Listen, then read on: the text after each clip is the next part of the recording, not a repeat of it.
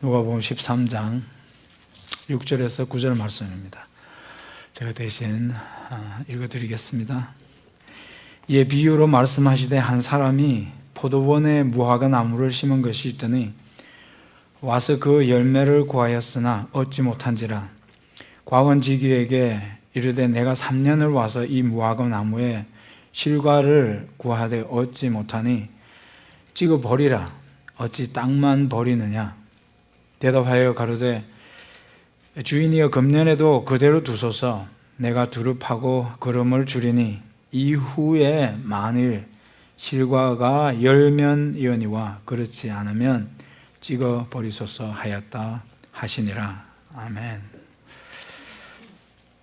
오늘 우리가 읽은 이 말씀에서 우리가 성가대에서 한 것처럼 열매를 기대하는 한 해, 열매를 기대하는 무화과 나무에서 무화과 나무를 심은 그 주인이 열매를 3년 와서 구했었는데 그 열매를 기대한 것처럼 우리 상가대에서 찬양을 통해서 우리가 또 본 것처럼 올해는 저와 여러분이 정말 성장과 열매를 기대하는, 그래서 한 해가 다 지나갔을 때 우리가 정말 돌아봤을 때 열매가 풍성했던 한 해가 되는 그런 한 해가 될 수 있기를 주님의 이름으로 축복합니다.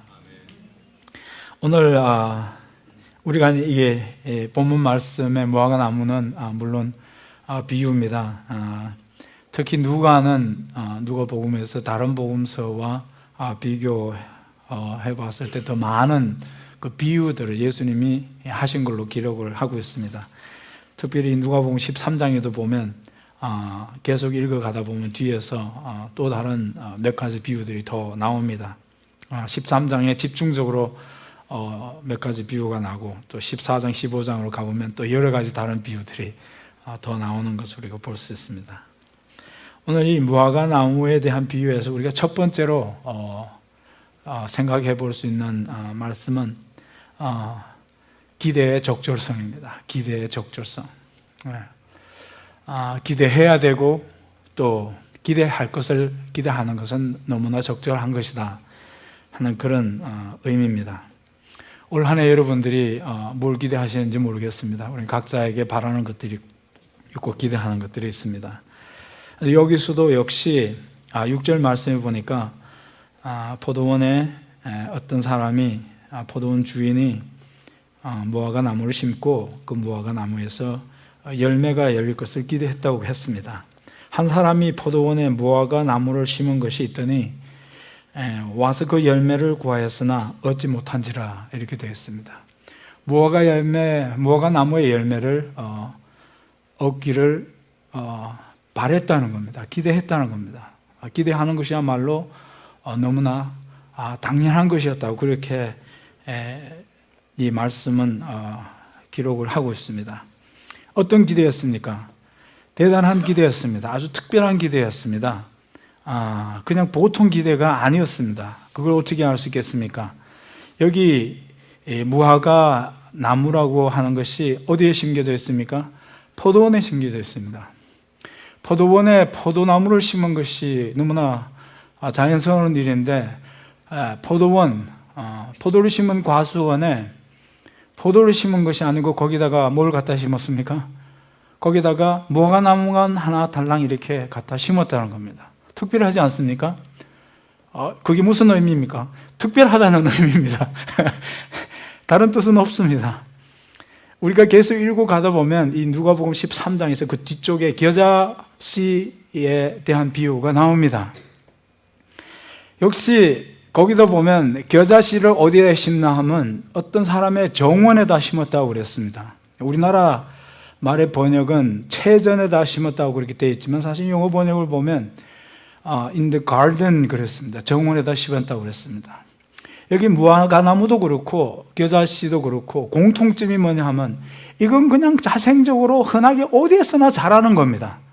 너무나 흔하게 가는 곳마다 자라고 그냥 자생적으로 야생적으로 이렇게 자라는 것이 이게 겨자씨고 겨자 식물이고 그리고 무화과 나무라는 겁니다. 당시에 중동 지역에서 흔하게 볼 수 있는, 그래서 이게 얼마나 흔한 그런 나무였던지 따로 과수원을 만들어서 이게 무화과를 재배하는 그런 포도나무를 경작하는 것은 그렇게 경작하지 않았다는 겁니다. 겨우 이 무화과 나무를 사용하는 예들을 본다면, 특별히 쓴다면 그냥 자기 울타리 경계 지역에 그냥 경계 표시로 이렇게 심어 놓고, 그냥 우리 옛날에 보면 감나무 그냥 여기도 심어 놓고 저기도 심어 놓고, 그냥 뭐 시골에 가면 논밭 밭두개 그냥 막 자라는 게 감나무고, 흔한 지역에서는, 시골에서는 그랬었습니다. 흔한 거였습니다.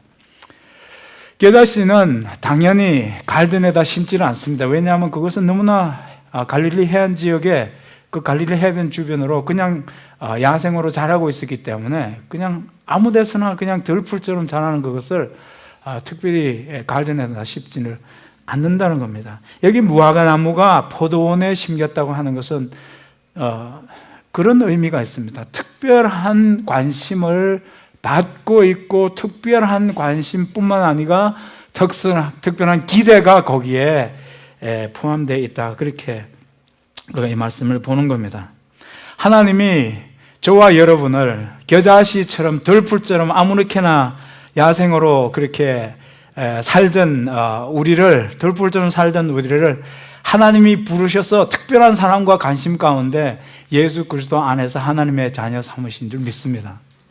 그런 만큼 하나님이 우리에게 특별한 기도를 가지고 계시는 것도 사실이라고 믿습니다. 그런데 여기 3년을 왔다고 그랬습니다. 이 무화과 나무의 실과를 3년 동안 왔지만 얻지 못했다고 했습니다. 3년은 무슨 의미가 있겠습니까? 여러분, 열매를 맺기 시작할 수 있는 그 시점으로부터 3년이라는 뜻으로 해석을 해야 됩니다. 이 말씀은 무슨 과목이든지 심자마자 나무 열매를 맺지는 않습니다. 보통 사과, 배 이런 나무들은 우리가 학교에서 배운 대로 첫 열매가 맺기 위해서는 적어도 3년 내지 4년 정도 걸려야 첫 열매가 맺게 되어 있습니다. 여기서 3년을 왔다고 하는 것은 그렇게 열매를 맺기 시작할 수 있는 그 기간으로부터, 그 시점으로부터 3년을 왔다는 겁니다. 3년은 무슨 의미가 있겠습니까? 그 기간이면 충분한 기회가 주어졌다, 이런 의미가 되는 겁니다. 여러분, 그런데 충분한 기회가 주어졌는데도 불구하고 열매가 없었다, 그런 기대가 당연히 있었었고, 또 그 기대가 충족되지 않았었다, 이렇게 얘기를 하고 있는 겁니다. 여러분, 우리가 사실은 이런 기대를 적극적으로 해야 될 필요가 있습니다. 저희 커뮤니티 교회가 우선은 내적으로 올 한 해 성장하고 무화과 나무의 열매를 기대하는 것처럼 그런 열매가 풍성히 맺히는 그런 한 해가 될 수 있기를 주님의 이름으로 축복합니다. 우리가 그럴 때 또 기대할 수 있기를 바랍니다. 뭐 그냥 이대로 가죠, 뭐. 이대로가 좋사오니가 아니라 올해는 그런 열매가 있기를 기대해야 됩니다. 우리가 기대해야 돼요. 여기 무화과 나무를 포도원에 심은 주인이 기대를 했던 것처럼 우리도 그렇게 우리 자신에게도 기대해야 되고, 또 우리 서로에게도 그렇게 기대해야 됩니다.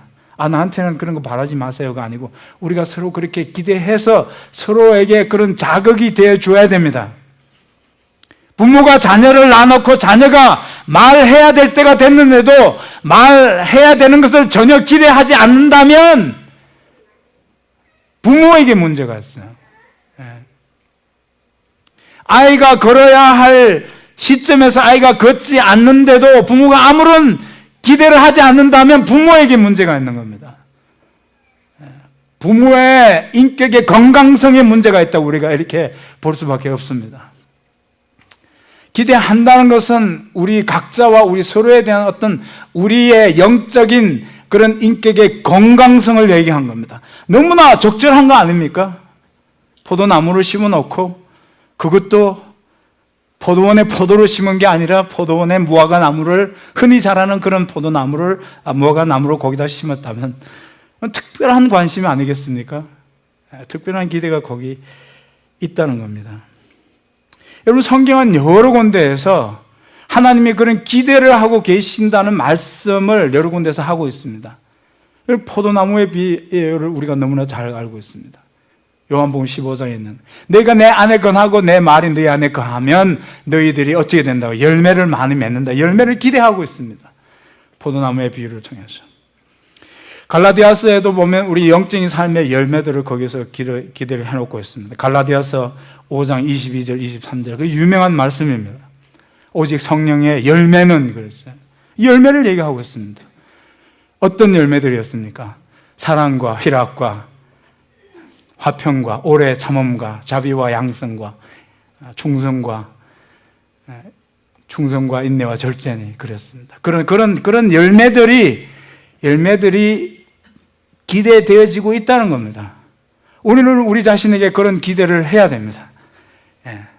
그렇게 해서 우리가 건강한 서로에게 자극이 되어줄 수 있어야 됩니다. 그래서 우리가 우리 자신에게도 그렇게 도전할 수 있어야 됩니다. 그것이 우리의 삶을 훨씬 더 의미 있게 하고 삶의 어떤 그런 자극뿐만 아니라 활력소가 되어줘야 한다는 사실을, 그래서 그것이 우리에게 있어서 삶의 어떤 영적인 삶의 기준치와 목적을 가지고 지금 현재 내가 2010년, 17년을 살아가고 있다는 어떤 그런 하나의 인디케이션이 되어야 되는 겁니다. 그렇지 않습니까? 그런 기대를 해야 되는 겁니다. 히브리서 5장 12절 13절의 말씀 보면, 때가 오래므로 내가 마땅히 선생이 되어야 할 터인데 내가 다시 하나님의 말씀의 초보가 무엇인지 누구에게 가르침을 받아야 할 것이니 먹고 단단한 식물을 못 먹을 자가 되었도다. 대저저절 먹는 자마다 어린 아이니, 그랬습니다. 때가 오래므로 그랬어요. By this time, 그랬어요.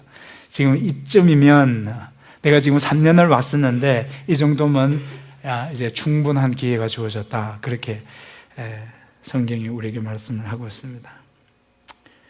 그래서 오늘 우리 2017년에는 우리 커뮤니티 교회 그런 어떤 내적인 성장과 어떤 그런 외적인 그런 열매들이 맺혀지는 그런 기대하는 한 해가 될 수 있기를 주님으로 거듭 축복합니다. 성장과 그런 열매들 기대하기는 우리가 당연히 기대해야 됩니다.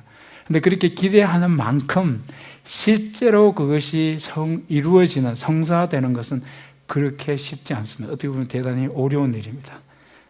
우리가 그렇게 기대는 쉽게 할 수 있을지 모르지만 당연히 우리는 기대해야 됩니다. 그럼에도 불구하고 그게 실제로 이루어지는 과정은 대단히 그렇게 어렵다는 것을 우리가 기억해야 됩니다.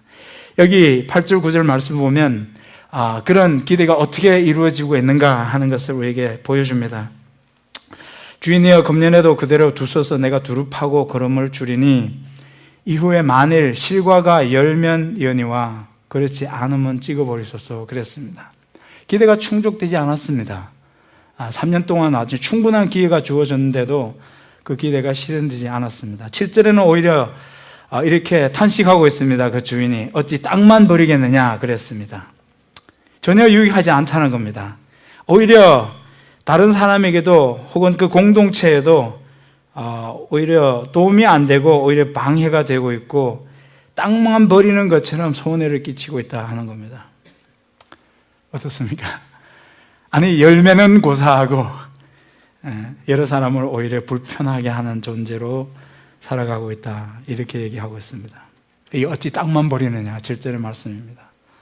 여기서 우리가 한 가지 더 주목하고 지나가야 될 필요가 있는 게, 여기 이 본문 말씀에서는 땅만 버리고 있다는 사실을 정당화하지 않고 있습니다. 그냥 있는 그대로 땅만 버리고 있다는 사실 그대로 지적을 하고 그것을 직면하라고 우리에게 말하고 있습니다. 사실은 내 자신을 놓고 나는 참 열매가 참 없었던 그런 삶을 지금까지 살아왔다 하고 그렇게 직면하기가 사실은 그건 쉽지 않습니다. 우리 자신을 아프게 하는 겁니다. 근데도 여기서는 그 사실을 있는 그대로 직면하라고 우리에게 말씀을 하고 있습니다. 이것을 합리화하거나 정당화하지 않고 있습니다. 땅만 버리고 있는 건 사실입니다. 사실이라는 겁니다. 마태복음 20장을 가보면 똑같은 그런 상황은 아니지만 여전히 정말 전혀 생산적이지 않은 그런 상태에 있었던 사람들을 보게 됩니다. 마태복음 20장 7절 말씀에 가보면 가로되 너희는 어찌하여 종일토록 놀고 여기 서 있느냐 그랬습니다. 종일토록 하루 종일 놀고 있는 사람들입니다. 가로되 우리를 품꾼으로 쓰는 사람이 없습니다.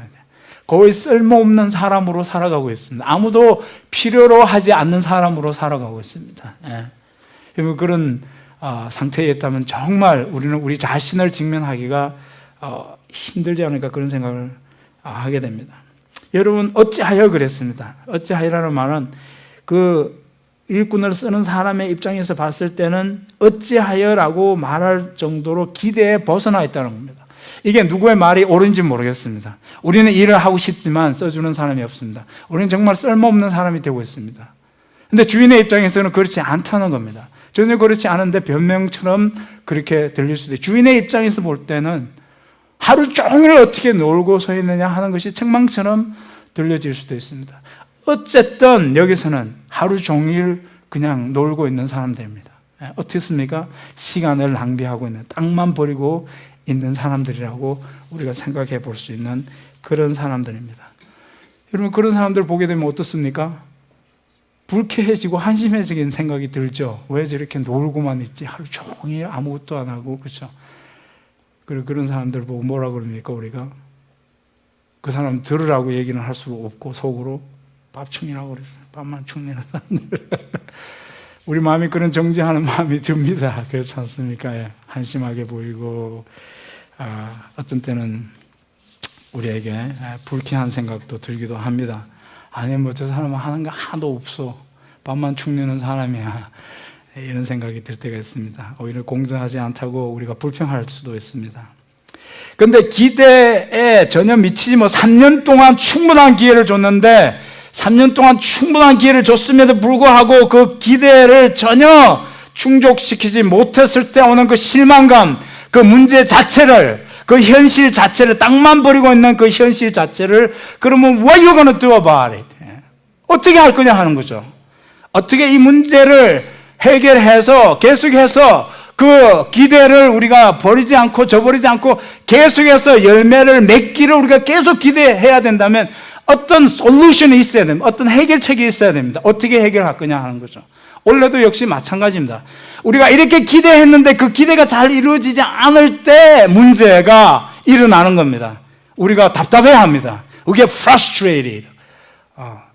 남편에게 이런 기대를 했는데, 아내에게 이런 기대를 했는데, 자식들에게 이런 기대를 했는데 그 기대에 미치지 못하는 겁니다. 답답해지는 겁니다. 어떤 때는.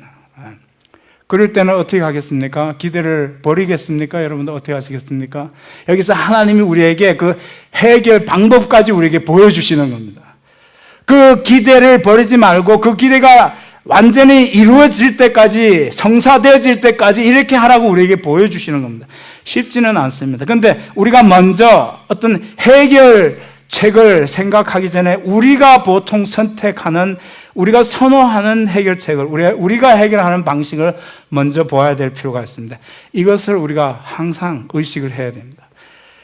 우리가 선호하고 우리가 잘 쓰는 해결 방식, 여기도 나와 있습니다. 우리가 일반적으로 가장 흔하게, 가장 우리가 좋아하고 선호하는 해결 방식이 뭡니까? 7절에 있는 것처럼 찍어버리라는 겁니다. 찍어버리라. 찍어버리는 것이 우리가 가장 선호하는 문제 해결 방식 중에 하나입니다.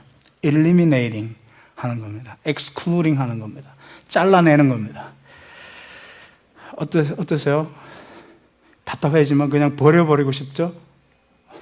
여기서 지금 그걸 우리에게 보여주는 겁니다. 아우 진짜 기대했는데 정말 부응해주지 않고 기대에 미쳐지지 않고 이 기대가 도대체 이루어질지 않을지 몰라. 그래서 계속 계속 답답해지기만 하고 답답해지기만 하면 결국에 가서는 우리가 어떻게 하죠?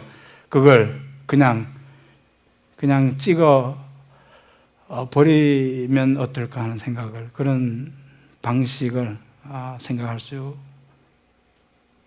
있게 되는 겁니다. 어차피 땅만 버리는 사람 아닙니까?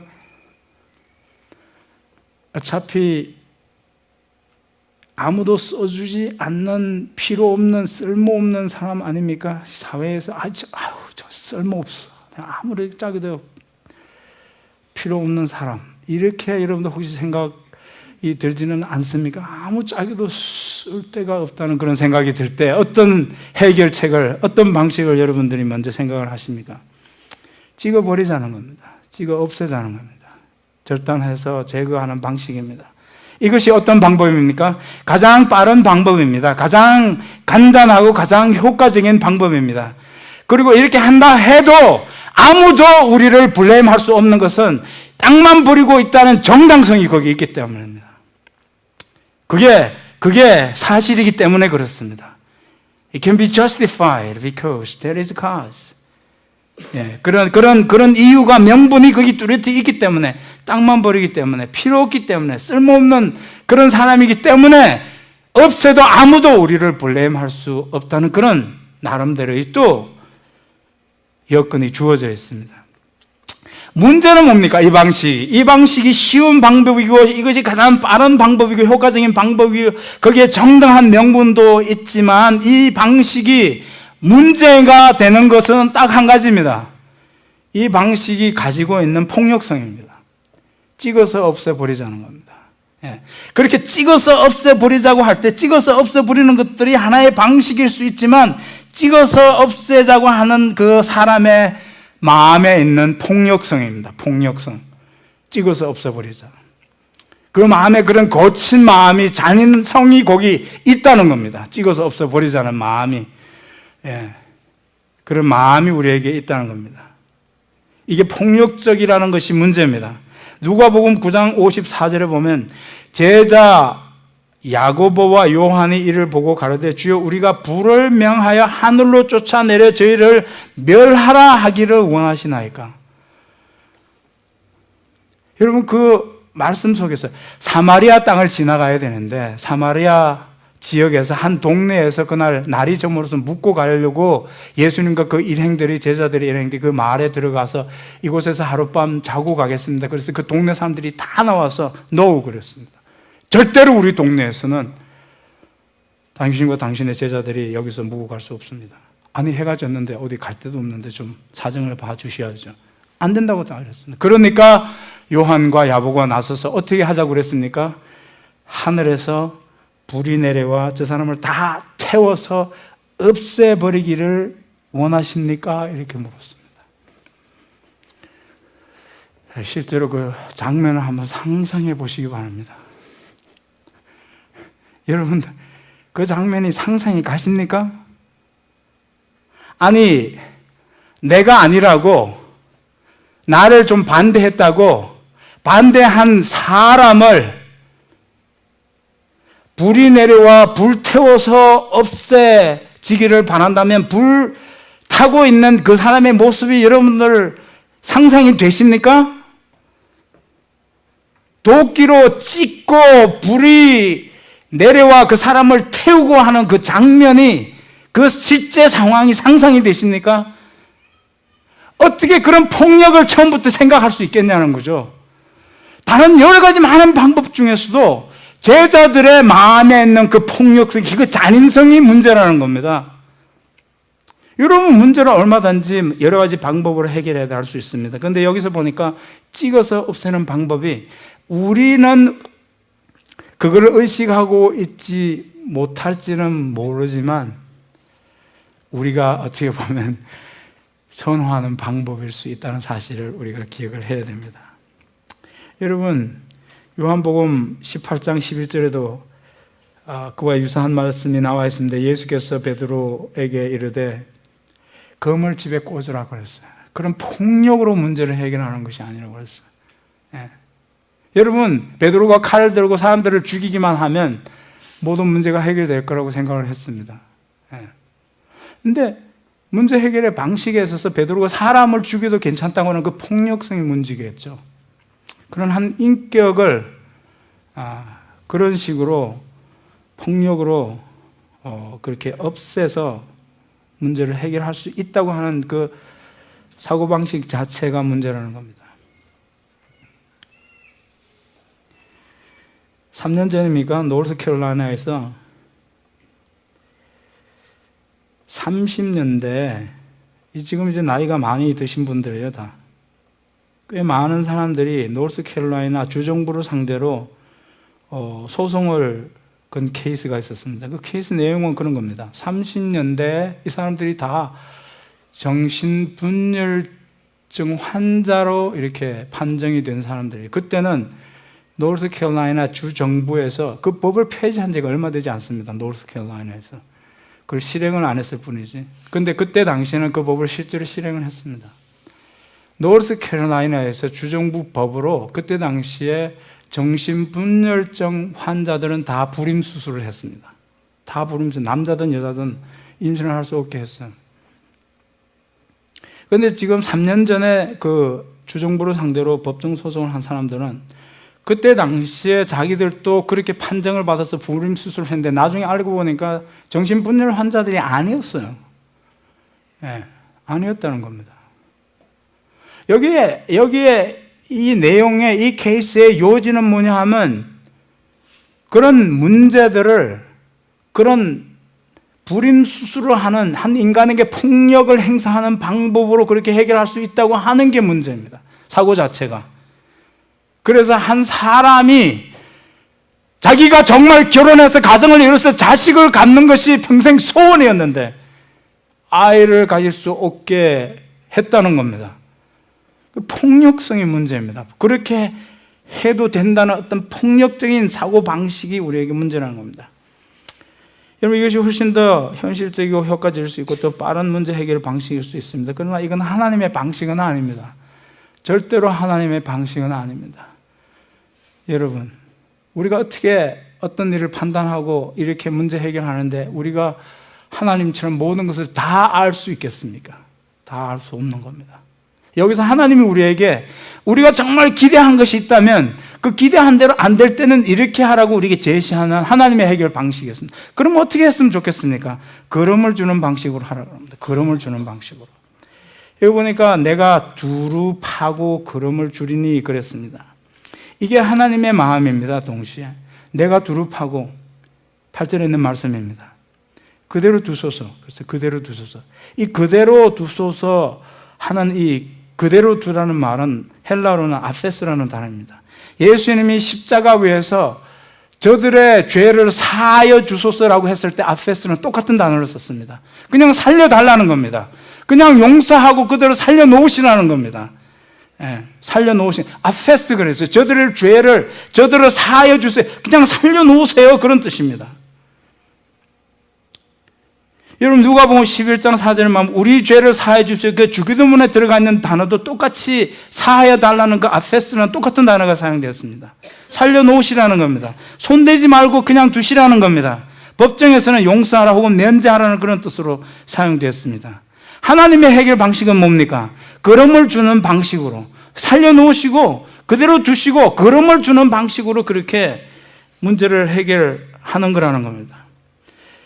여러분, 걸음을 주라는 겁니다. 걸음을. 문제 해결을 그냥 찍어서 없애는 방식이 아니라 걸음을 줘서 내 기대가 열매가 맺는 것이라면 참고 인내하고 그대로 두고 걸음을 주라는 겁니다. 걸음을 줘야 된다는 겁니다. 걸음을 줘야 돼요.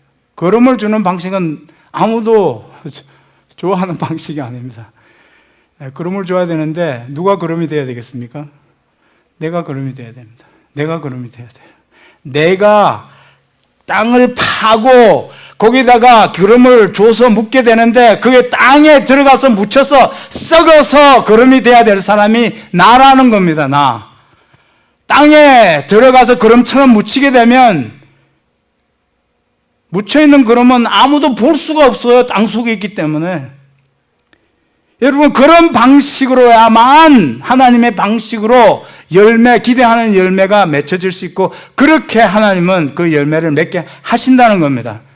정말 우리 교회가 성장하고, 정말 우리 교회가 내적으로 성장하고 외적으로 열매가 많이 맺어지기를 원하십니까? 우리 또 그렇게 당연히 기대해야 됩니다. 근데 어떻게 그렇게 우리의 기대대로 그렇게 열매가 맺어지고 내적으로 우리가 더 성장할 수 있겠습니까?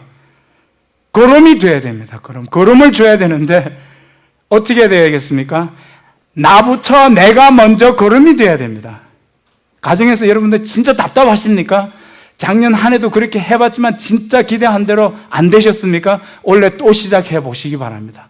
3년, 이제까지는 3년 했다고 치고 올해 하루 전짝 가정에서 답답하시다면 올해는 지금 마음으로 단단히 하나님 앞에 마음을 잡수시고 올해야말로 내가 걸음이 되리라. 내가 걸음이 되리라. 걸음이 돼서 땅에 묻히면 아무 사람도 도와줄 수 없고 눈에 띄지 않겠지만, 걸음을 주는 방식은요, 이건 직접적인 방식이 아닙니다. 걸음을 주는 방식, 이건 간접적인 방식입니다.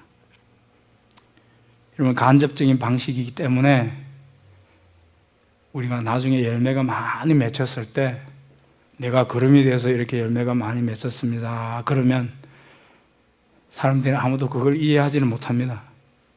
못 봤기 때문에. 간접적인 방식이기 때문에 그렇습니다. 여러분, 그래도 하나님의 방식은 그런 방식으로 우리의 기대가 열매로 이루어지기를 원하신다고 하는 겁니다. 아페스. 그냥 두고 또 걸음을 주는 겁니다. 여러분,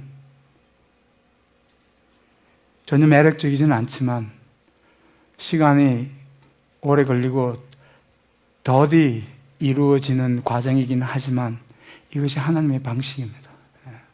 우리가 우리 자신을 놓고 내가 내 자신을 봐도 너무 참 실망스러운 존재야. 여러분, 우리 자신을 놓고도 하나님 앞에서 우리 자신에 대한 기대를 다시 회복시켜야 됩니다.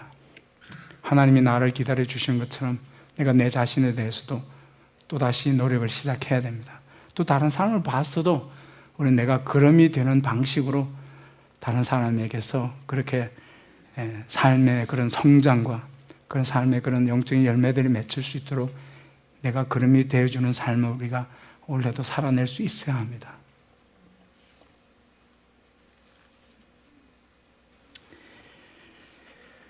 제가 이 말씀을 준비하면서 정말 우리 자신에게 도전이 되는 그런 부분을 말씀을 제가 생각을 해봤습니다. 우리 주변에서 쓸모 없이 보이는 사람, 정말 저 사람은 진짜 우리 공동체에 그냥 아무런 그런 쓸데가 없는 사람이고 필요가 없어 보이는 사람, 땅만 보내, 오히려 더 적극적으로 손해만 되는 사람 같은 그런 사람들이 혹시 우리의 마음을 받으하지는 않으십니까? 근데 제가 우리 각자에게 도전하겠습니다. 여러분, 나는 솔직하게 한번 자신에게 물어봐요. 나는 그렇다면 땅만 버리는 자리에서 살아본 적이 없습니까? 다른 사람만 그렇다고 생각하십니까? 다른 사람만 땅만 버리고 있다고 생각하십니까? 그래서 저런 사람만 빨리 없어져야 돼 이렇게 우리가 생각하지는 않습니까? 근데 나 자신은 어떻습니까? 집에 가면 항상 그런 답답한 그런 사람을 봐야 돼가 아니고 내가 바로 그 땅만 버리는 자리에서 살아가고 있는 사람은 아닌지 우리는 자신에게 한번 Let's be honest, let's be real. 바울도 땅만 버리는 자리에서 한때 살았던 것을 이렇게 고백했습니다. 디모데전서 1장 13절 말씀 보니까 내가 전에는 회방자요. 그게 무슨 얘기입니까? 땅만 버리는 자였습니다. 도움은 하나도 안 되고 남이 하는 일에 회방만 놓는 사람이었어요. 핍박자요. 참. 남이 하는 거 꼭 그렇게 반대할 수가 없어. 비판적이고. 그렇죠. 땅만 버리는 사람 아닙니까? 포행자였습니다. 바울이야말로 정말 폭력적인 사람이었어요. He was a violent man. 폭력적인 사람이었어요. 문제 해결에 있어서 폭력을 가차없이 사용하는 사람이었어요. 그래서 그 사람의 그런 폭력적인 그런 폭력을 행사하는 과정에서 누가 죽었습니까? 스데반이 죽었습니다. 돌에 맞아서. 그런데 한때 바울도 그런 땅만 버리는 자리에서 살았었다는 겁니다. 그랬지만 도리어 긍휼을 입은 것은 내가 믿지 아니할 때 알지 못하고 행하였음이니라. 우리 주의 은혜가 그리스도 예수 안에 있는 믿음과 사랑과 함께 넘치도록 풍성하였도다. mit보다 모든 사람이 받을 만한 이 말이야. 그리스도 예수께서 죄인을 구원하시려고 세상에 임하셨도다 하였도다. 죄인 중에 내가 괴순이라. 땅 버리는 사람 중에 내가 제일 땅 버리는 사람이었다. 이렇게 해석할 수도 있습니다. 여러분, 죄인 중에 괴수를 어디다 쓰겠습니까? 여러분, 쓸 데가 없죠. 갈 데가 딱 한 군데 있습니다. 어디로 보내야 됩니까? 이 사회에서 영원히 제거해야 되는 겁니다. 찍어서 없애야 되는 겁니다. 불에 태워서라도 이 사회에서 우리 에서 추방해야 되는 겁니다. 그래서 보내는 데가 저기 큰 집입니다. 그렇지 않습니까? 죄인 중에 내가 괴수다. 이런 사람을 어디다 쓰겠습니까? 진짜 땅을 버리는 사람 중에 땅 버리는 사람이었습니다. 근데 하나님이 그렇게 하셨습니까? 그렇게 하지 않았어요. 우리는 우리 자신을 놓고 정직해져야 됩니다. 나도 그런 자리에서 살았던 적이 있지는 않은가? 나도 혹시 그렇게 지금 그렇게 살고 있지는 않은가? 근데도 하나님이 나를 긍휼하게 여기셔서 내가 긍휼을 입은 까닭에 예수 그리스도께서 내게 1절 먼저 오래 참으심을 보이사 후에 주를 믿어 영생 얻는 자들에게 본이 되게 하려 하심이라. 그런 땅만 버리는 그런 정말 쓸데없는 바울을 예수님이 긍휼 가운데서 1절 처음부터 끝까지 1절 오래 참으사 그를 하나님의 열매 맺는 사람으로 하나님의 나라에 또 하나의 열매가 되시 한 것처럼 하나님이 저와 여러분을 그렇게 하실 줄 믿습니다. 그런 과정에서 저와 여러분이 올 한 해도 내가 거름이 되어서 살리라. 내가 땅속에 꼭꼭 묻혀서 거름이 되어서 그렇게 하나님의 방식으로 내 자신의 삶의 영적 성장과 외적인 그런 열매들이 맺히는 그런 삶을 우리 교회도 그렇게 성장해가고 열매 있는 교회로 올 한 해도 갈 수 있기를 내가 그렇게 살리라라고 저와 여러분이 다짐하시는 그런 시간 될 수 있기를 주님 이름으로 축복합니다.